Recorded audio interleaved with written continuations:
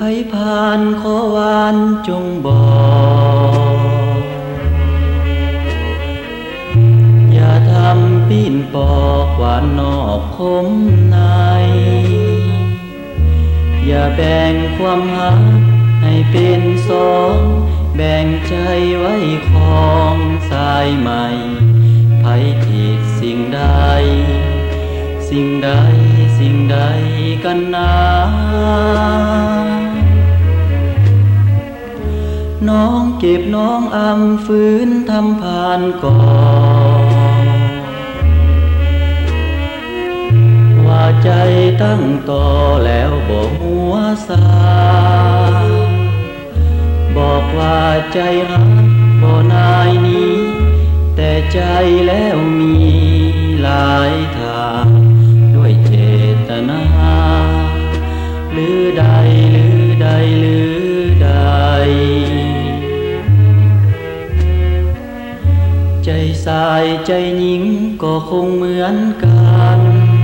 หูจากกับความโศกสัน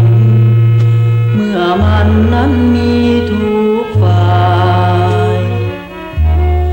หากเป็นน้องคงเหมือนกันจนได้ง้อยเหงาโศกเศร้าเสียใจต่อว่าต่อขานขออย่าฝืนใจฝืนในหักต่อเกียรติสั่งแล้วก็ขอบอกถึงกันอย่าแบ่งใจคิดเพื่อความหวังแบ่งความฮักนางเลยนั่นจะเกียรติสั่งกันขอนำขอนำขอนำ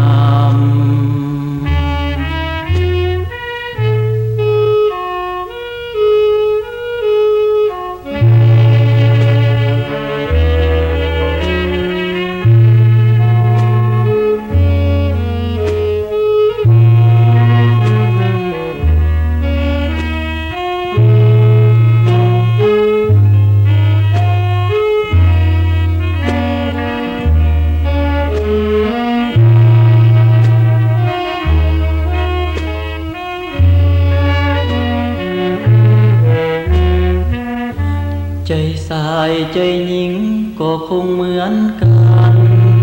หูจากกับความโศกสัน